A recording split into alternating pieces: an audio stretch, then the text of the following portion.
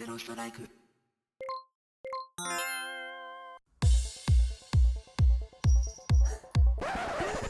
Welcome to Two Girls One Gaming Topic.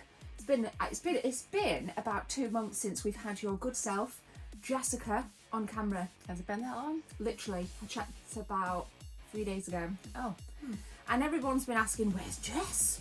Where's your girlfriend? Where's your wife? She's here. We've just been moving and we've been busy. And as ever, she's got a corking topic for us to discuss today.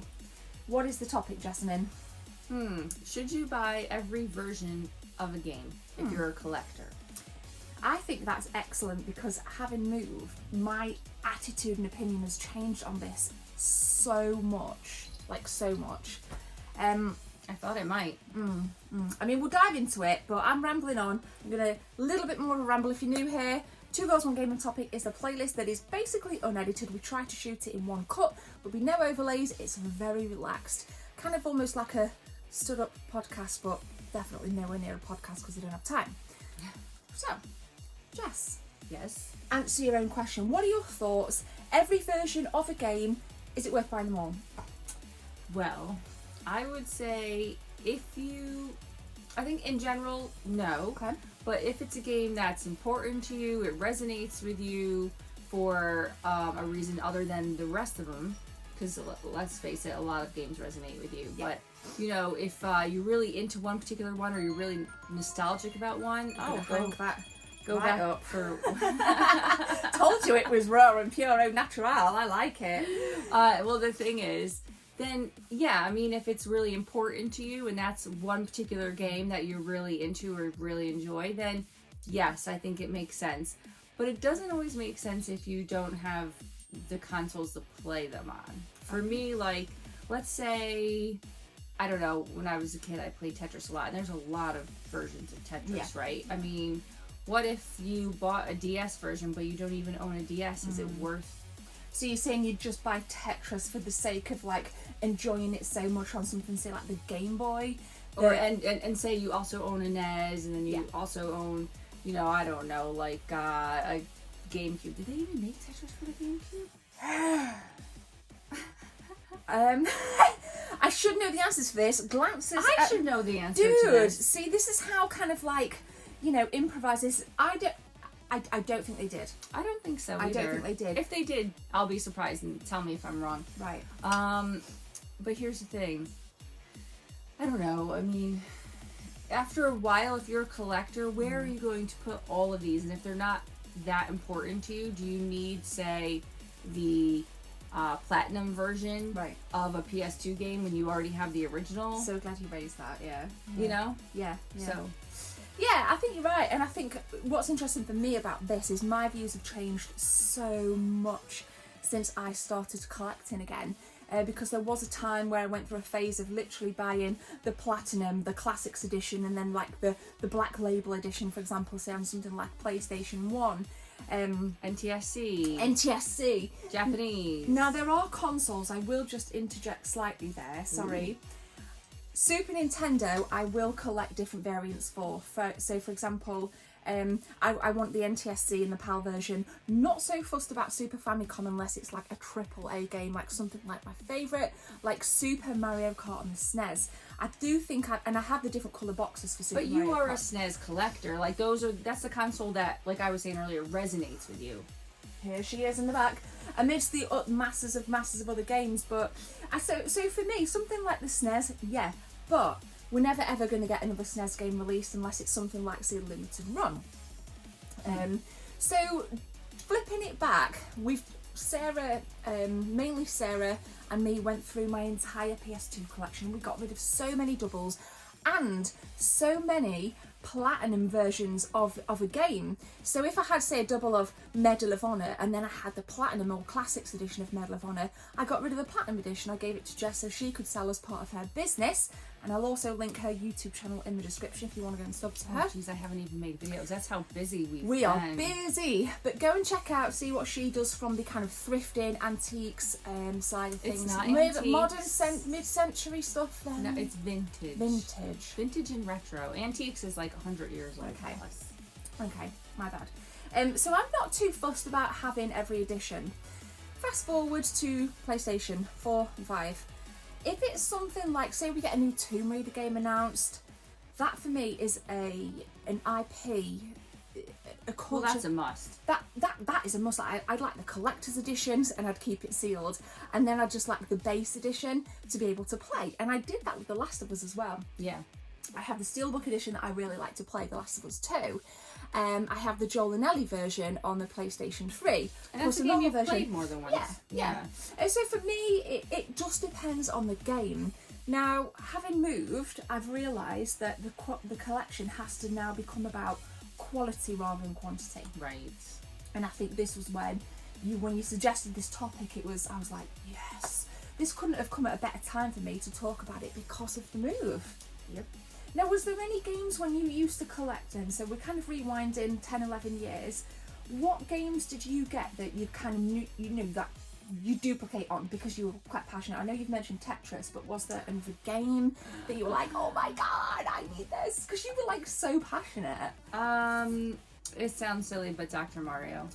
Mate, of course. Yeah. Yes, Jess loves Dr. Mario.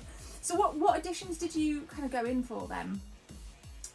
So let's see, I had like the one that you could buy, the digital copies that you could get on your like 3DS. Okay. I had the NES, I had the Game Boy, you know, and then if I saw like we have a dog.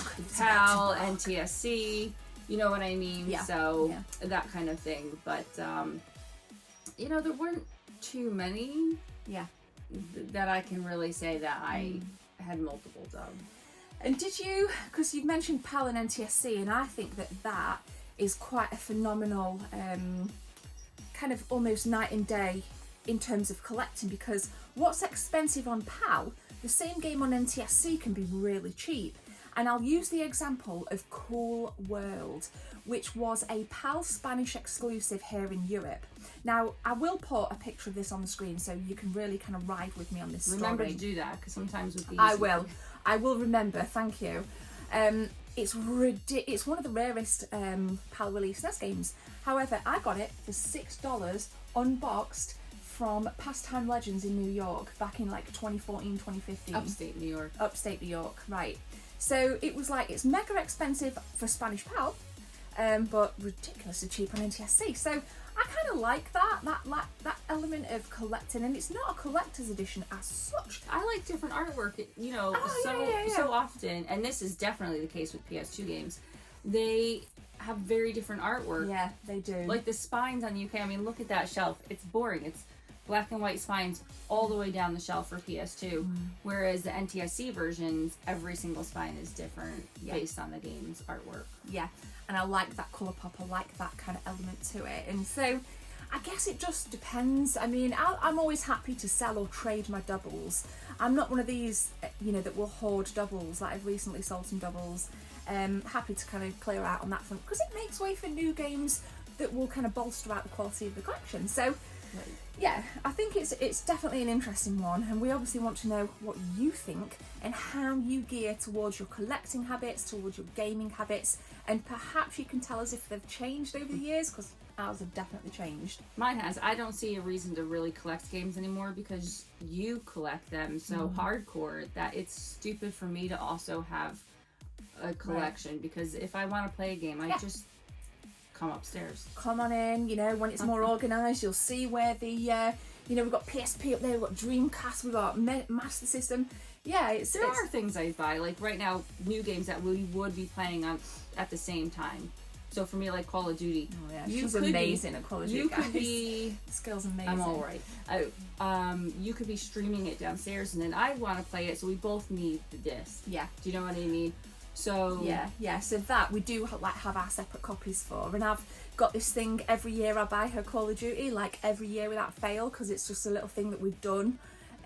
So yeah, we got Vanguard coming up for you. So we got Vanguard coming up for you, haven't we? On, I think it's November. You're excited for that? But would you, if you had then? Let me kind of ask you this: would you buy or collect the collector's editions of Call of Duty? Because you're passionate about that. What are your thoughts? It would have to be a really cool one that I felt I couldn't live without, and mainly that's because of space. It's not because I don't want it, it's because I just... Collector's nightmare, collector's nemesis. During this move, when we bought this house, I've had to get rid of things that I typically would not want to get rid of. Like what? My Wonder Woman picture and my Star Wars pictures that I would typically have framed up on the wall and stuff. It doesn't really go with my current office right now. The feng shui sort of Yeah, thing. so as much as I love those, I do have to take them to the charity shop, which I'm gutted about. They're still in the trunk of my car because I just can't seem to get myself to bring them to the charity shop. Yeah, You know, fair dues, fair it's enough. hard to let go. Yeah, it's okay, it's cool. Yeah, and again, it comes down to space and feng shui. I mean, we have bought the house, and I think my method of, sorry about the noise outside, my method of collecting, getting my head into things is definitely space and having a theme. This game room now finally is going to have a theme rather than it be a dumping ground. And sometimes collector's editions can contaminate that theme because they're so big and so bulky. They are huge. Insane. I mean, just the packaging. I would be more inclined to buy collector's editions if publishers just give us a tiny little, just something like this that's really cool, compared to something like the Fallout 76 Power Armor. It's like that. Massive. And there's no nice place for it to go anywhere, so it is a bit of an eyesore.